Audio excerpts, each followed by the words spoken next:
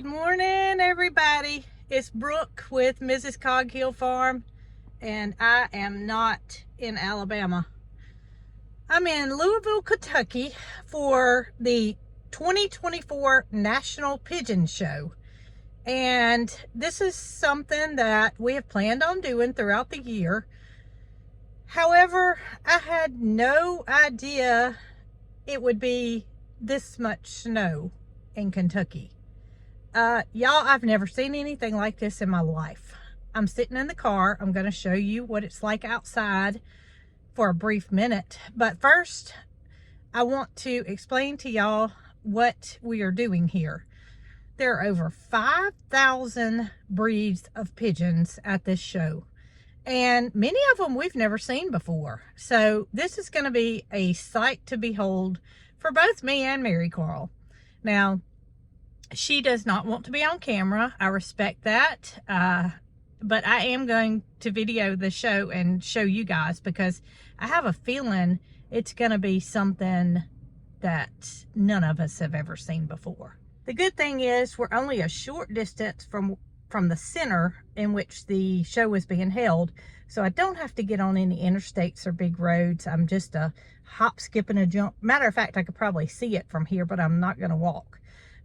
Roads are fine, but y'all, I'm telling you, I am out of my element. So it's actively snowing, and not only is it actively snowing, the wind is blowing at 20 to 30 miles an hour. So that makes it feel even colder than what it is. I don't know what to think, but I'm glad I live in Alabama. That's all I can say.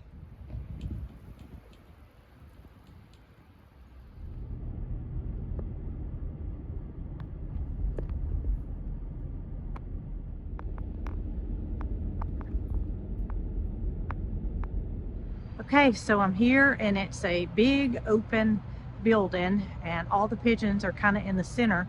Not what I expected, but let me show y'all. So it's just kind of wide open instead of different buildings, which is what I was thinking it would be like. But let's walk around and see what we can see.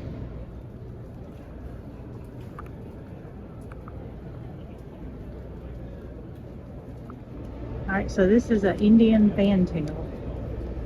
And my gracious, I had no idea they were that big. Look at that tail. And that's why they're called a fantail, because their tail makes out like a fan. I mean, that is huge.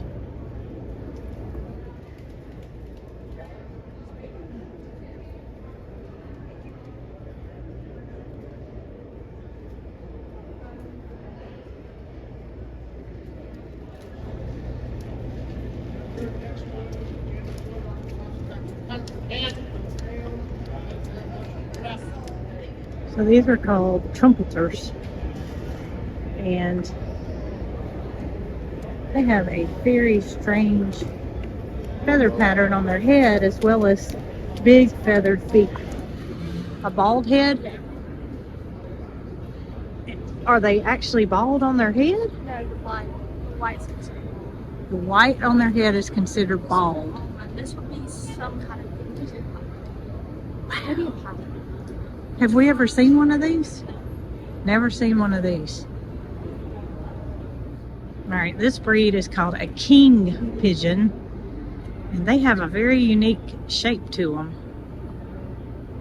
Kind of tucked in looking.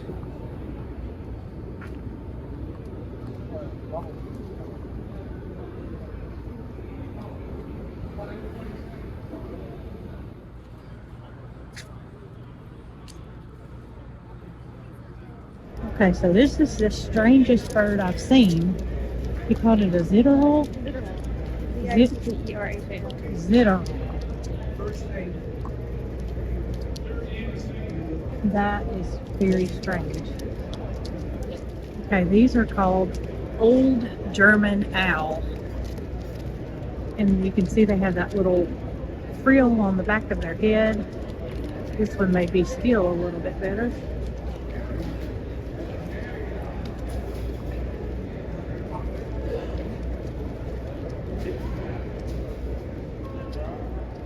Okay, this one is called a domestic show flight. That's a beautiful bird.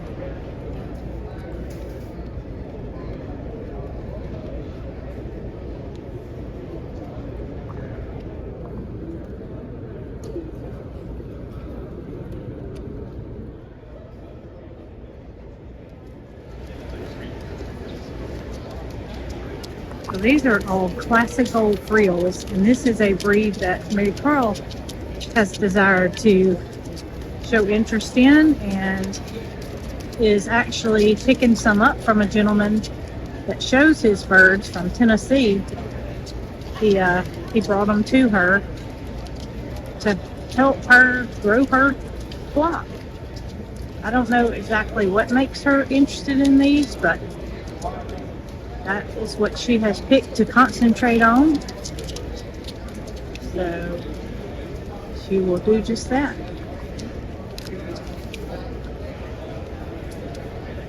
Okay, so I said earlier that that one with the long neck was the strangest one I've ever seen. This is like the bodybuilder of pigeons. I don't know what breed it is because it's not identified correctly on the cage. Wow. Marycarl, I might have to have some of these. They are really strange looking. They've got to be $50. So this is called a German beauty homer. Look at its beak. Oh my gracious. If y'all can't tell, I'm getting kind of excited.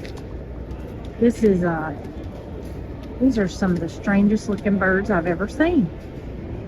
I mean, they really resemble dinosaurs. Look at you.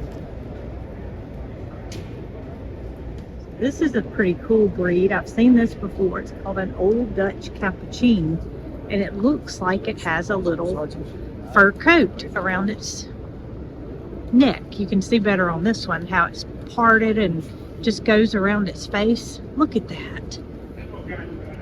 That is just amazing.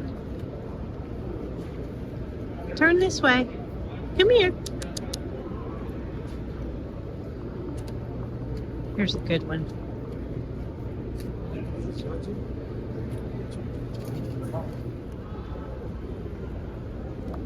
So here we have the Figurita, which is the smallest domesticated pigeon.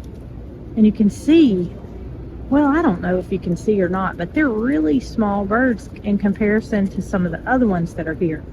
They're just dainty and just cute little tiny birds.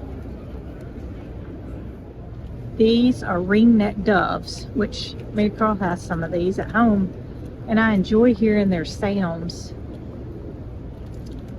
You can see the ring on their neck, hence the name ringneck dove. I'm not sure how you say this, but I would say Vienna. Yeah. Medium-faced tumbler. They're cute little birds. They're small in size, and they've got a little petite statue.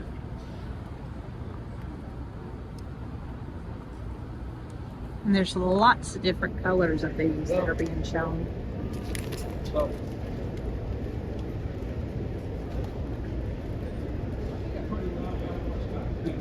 And here we have some of the fantail pigeons again. You can see how she has her head tucked in and tail out.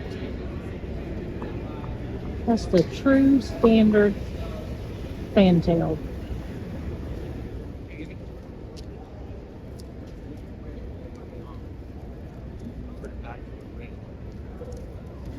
So this is a breed that a lot of you have sent me pictures of, thinking that Marycarl may want some of these, but unfortunately she's not interested. And here they are. They're called a Frback. You can see the curls in the frills that are all over the body. They come in different colors.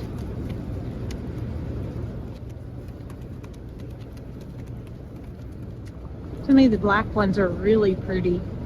I don't know that the curls are going to show up very well, but they just stand out so.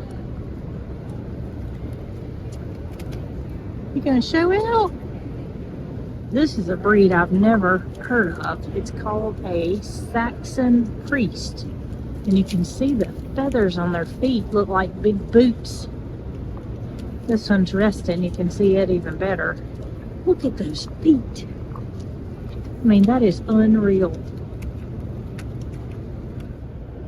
This breed is called a Norwich Cropper. And you can see that he likes to expand his chest and show how big he can get it in order to attract a female. Is that not amazing?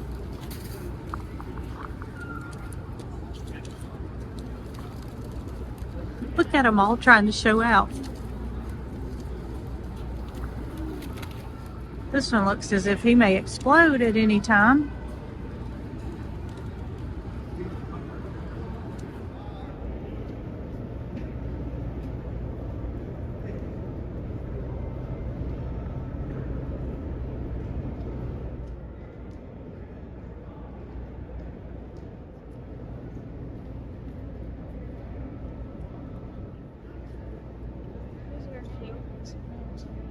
And this should give you an idea of how many pigeons there actually are.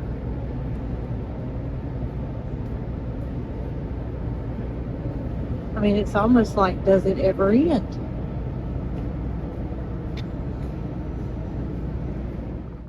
Okay, so today is Saturday and it's a warm 6 degrees here in Louisville, Kentucky, where we just had to pay to enter the parking lot, and I rolled my window down where I could not get it rolled back up.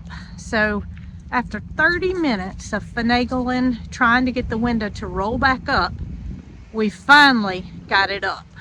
So I'm about to go inside to take our last gander at the show before we head back to Alabama. I cannot say enough about how wonderful the people in the pigeon community are. There are so many people willing to help Marycarl get started with good birds, and so much so that they are giving her some of the birds that they entered into the show so that maybe she can be here next year. It's never in the same location, so next year it'll be in Oklahoma City. But you know, she's going to start small. So Alabama show in Anniston will be her next stop, and we'll just see where it goes from there. But y'all, this has been just a tremendous experience for both me and her, and I got to see some snow that I don't know if I want to see again. I enjoyed it, and I wish Jason had been here with us, but I also know that during this time of the year in Alabama, when the temperatures drop below what they're normally, somebody needs to be at the farm. So I'm thankful to Jason for letting us come on this trip and have an enjoyable weekend.